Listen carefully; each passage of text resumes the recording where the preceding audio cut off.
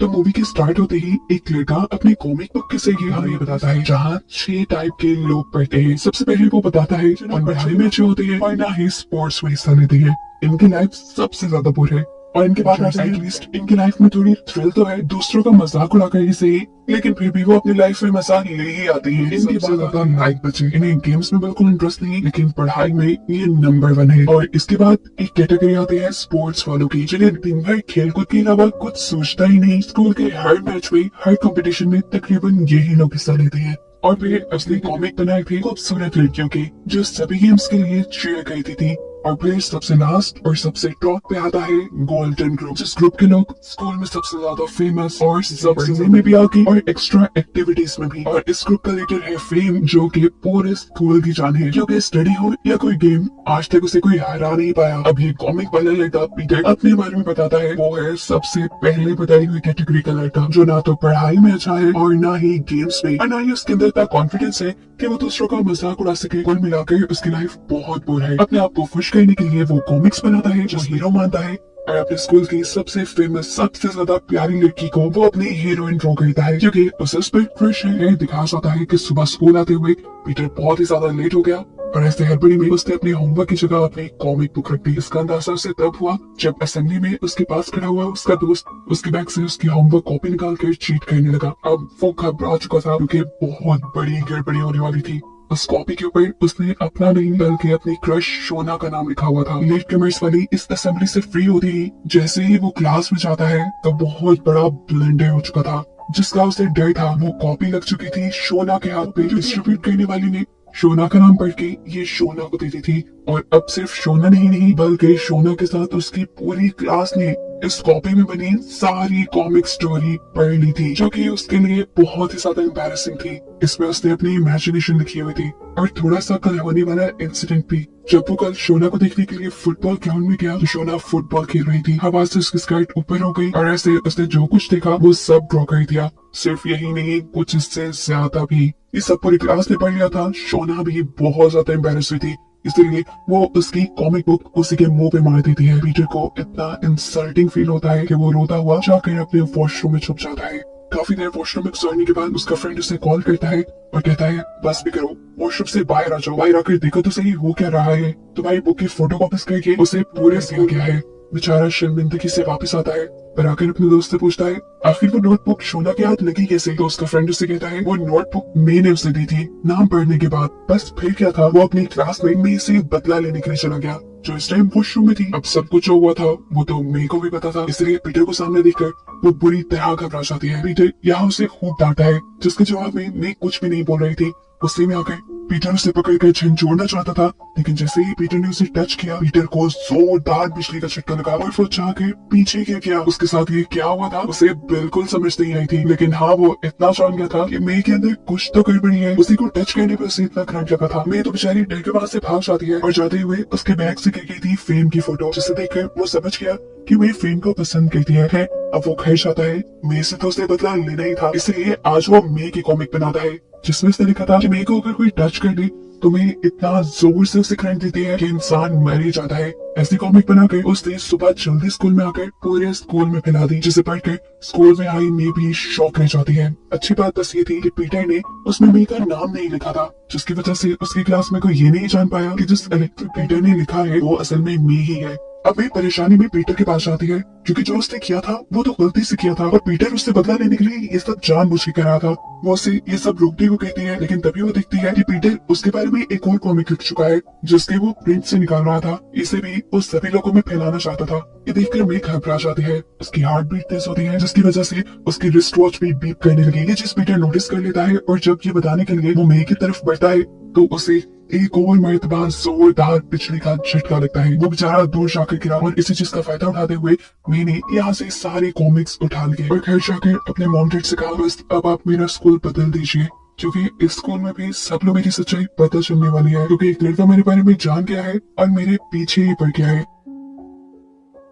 और यहाँ आकर हमें मे के बारे में, मे की लाइफ के बारे में पता चलता है। मे के अंदर बचपन से ही कुछ अलग था। जब भी वो एक्साइटेड होती थी और उसकी हार्ट बीट 100 से ऊपर चलने से ऐसे ही करंट निकलता था। बेचारी छोटे होते जब भी किसी स्कूल में जाती तो ऐसे ही बच्चों को उससे शॉक लग जाता था और उसे वो स्कूल चेंज करना पड़ता था। बचपन से ही वो इस तरह स्कूल चेंज करती आ रही थी, यहाँ तक एक्साइटमेंट में अगर वो किसी इलेक्ट्रॉनिक अप्लायंस को हाथ में लगा लेती थी तो वो भी सड़ जाया करती थी।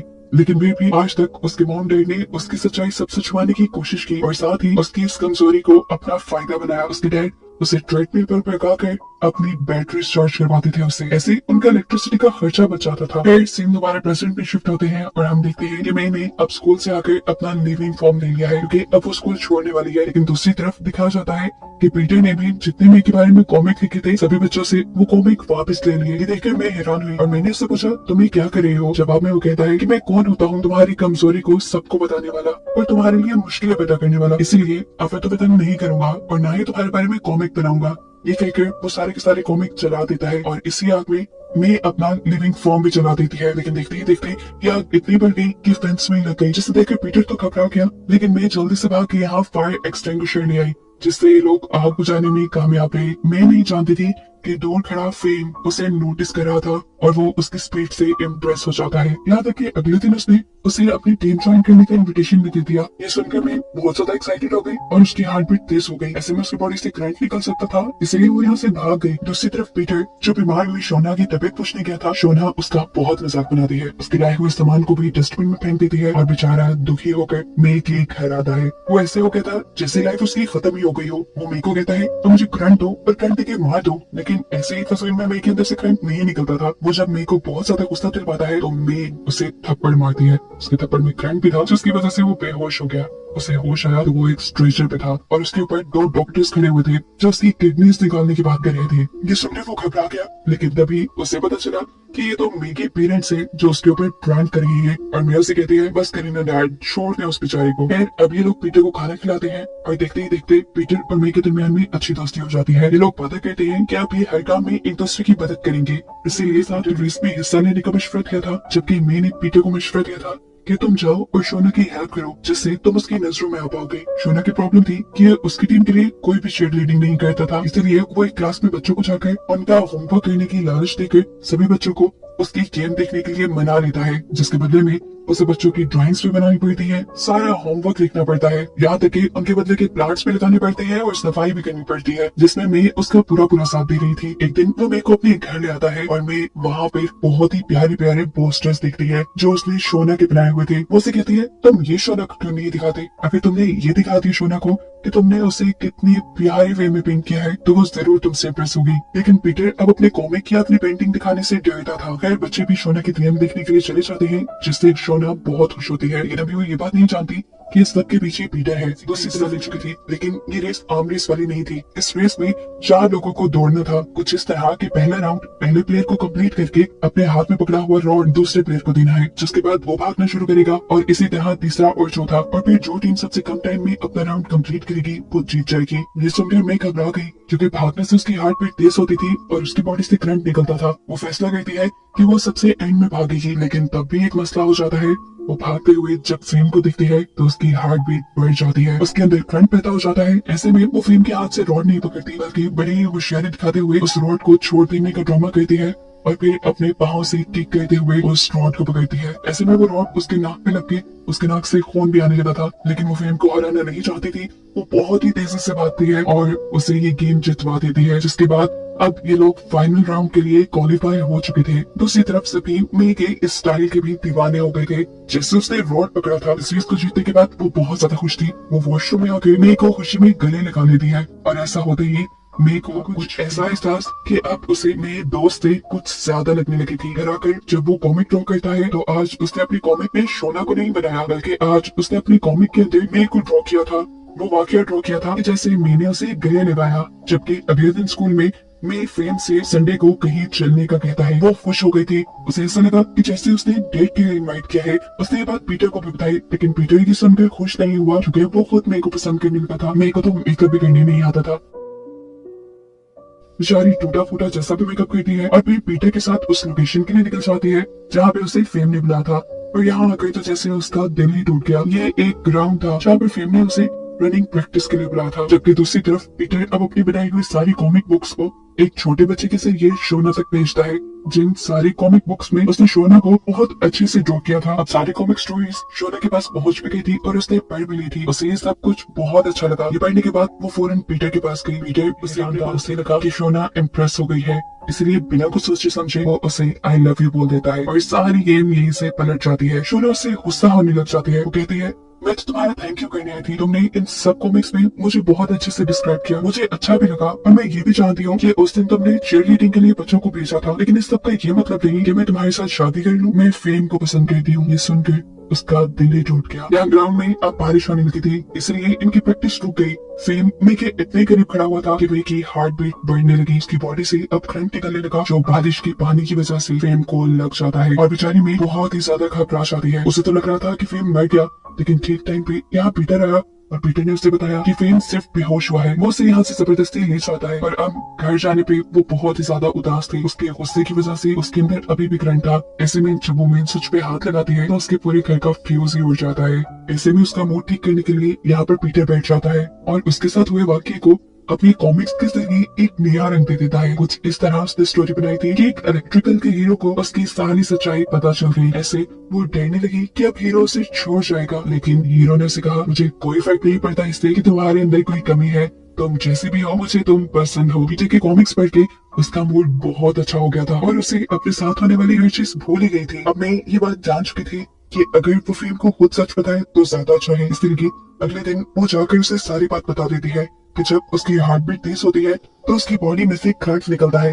ये बात वो मानने को तैयार ही नहीं था, लेकिन यहाँ में उसे एक डेमो भी देती है और उसे उसका फोन चार्ज करके दिखाती है, जो देखकर वो हैरान हो जाता है और उससे इम्प्रेस भी क्योंकि उसने अपनी सारी सच्चाई उसे बता दी थी। और अब फाइनली वो उसे प्रपोज कर देता है और कहता है, पहले तो तुम मेरी दोस्त थी, लेकिन क्या अब तुम मेरी गर्लफ्रेंड बनोगी? ये सुनकर उसकी खुशी का ठिकाना ही नहीं रहा था। उसने इस सारी बात जाकर पीटर को ये सुनकर पीटर तो अंदर से टूट चुका था। वो अपने घर चला जाता है। जबकि अगले दिन अब सभी गेम्स का फाइनल डे था, जिसके अंदर मैंने भी हिस्सा लिया हुआ था। पूरा स्कूल आज यहाँ इकट्ठा था सिवाय पीटर के, क्योंकि वो उदास अपने घर पे था। उसे मे को खोने का दुख था। वो मुस्कुराने लग जाता है। उसके दिमाग में कोई आइडिया आया था, जिस आइडिया के चलते वो जल्दी से स्कूल गया और जाकर फेम के साथ खड़ा हो गया और उसने फेम से कहा, तुम क्या बड़े हीरो बने फिरते हो, मेरे से मुकाबला करोगे क्या? फेम को वो पागल लगने लगा था। फेम तो उसे जानता तक नहीं था और वो ऐसी बातें कर रहा था। इनकी रेस जारी थी। फेम की पार्टनर भागते भागते अपना राउंड कंप्लीट करते हुए फेम के पास आ जाती है। फेम जल्दी से उसके हाथ से रॉड लेकर रेस को कंटिन्यू करता है और पीटर भी उसके साथ साथ भागता रहता है और एंड पे खड़ी हुई मे से कहता है, ये देखो ये नोटबुक, ये पूरी की पूरी नोटबुक मैंने तुम्हारे ऊपर बनाई है। ये कहते ही पता नहीं उसे क्या हुआ, उसकी बॉडी से करंट निकलने लगा। अब फेम उसके पास आया और उसने रॉड पकड़ा तो उसे जोरदार करंट लगा। इस चीज को बॉदर किए बगैर मे हाथ में रॉड लिए जल्दी से अपना राउंड कंप्लीट करती है और फाइनली ये लोग रेस जीत जाते हैं। रेस एक तरफ थी लेकिन टेंशन एक तरफ की। अभी तो मैं नॉर्मल खड़ी थी, लेकिन फिर मेरी बॉडी में से शॉक कैसे निकला, मैं इन सभी सोचों में थी कि तभी फेम उसके पास आया। फेम ने उससे कहा, देखो मैंने तुम्हें प्रपोज किया, लेकिन तभी तुम्हारी इतनी जल्दी हार्ट बीट नहीं बढ़ी। लेकिन जब पीटर ने सिर्फ तुम्हें यही बताया कि उसने तुम्हारे लिए कॉमिक बुक लिखी है, तो तुम्हारी हार्ट बीट बहुत ज्यादा बढ़ गई। इसका मतलब है कि तुम पीटर से प्यार करती हो और तुम्हारे दिल में जो मेरे लिए फीलिंग है वो सिर्फ एक क्रश वाली है। वो उससे कहता है, फैसला तुम्हारे हाथ में है, मैं तुमसे प्यार करता हूँ, लेकिन अगर तुम पीटर को चुनोगी तो मुझे बिल्कुल दुख नहीं होगा। ये कहकर वो साइड पे हो गए क्योंकि अब अनाउंसमेंट शुरू होने लगा था। सभी विनर्स को प्राइजेस मिलने वाले थे। ये मिलने के बाद इन सब को हाथ पकड़ के एक राउंड में खड़ा होना था। मैं पीटर के पास जाती है और उसे कहती है, जरा ये कॉमिक बुक मुझे दो, मैं देखना चाहती हूँ कि तुमने मेरे बारे में लिखा क्या है। ये देखते ही उसकी एक्साइटमेंट बहुत ज्यादा बढ़ गई थी, लेकिन अब क्योंकि उसे हाथ पकड़ना था सबका, इसीलिए वो अपने माइंड को डिस्ट्रैक्ट करने के लिए मैथ के फॉर्मूलाज बोलने लग जाती है और इसी दौरान पीटर उसे प्रपोज भी कर देता है, ये कहते हुए कि तुम अपने नाम के साथ मेरा नाम जोड़ोगी। ये सुनते ही एक ही सेकंड में उसकी हार्ट बीट इतनी बढ़ जाती है कि उसकी बॉडी से सभी लोगों को लग जाता है, क्योंकि सभी लोगों ने उसका हाथ जो पकड़ा हुआ था ऐसे सभी गिर जाते हैं और यही दिखाते हुए ये मूवी यहाँ खत्म हो जाती है।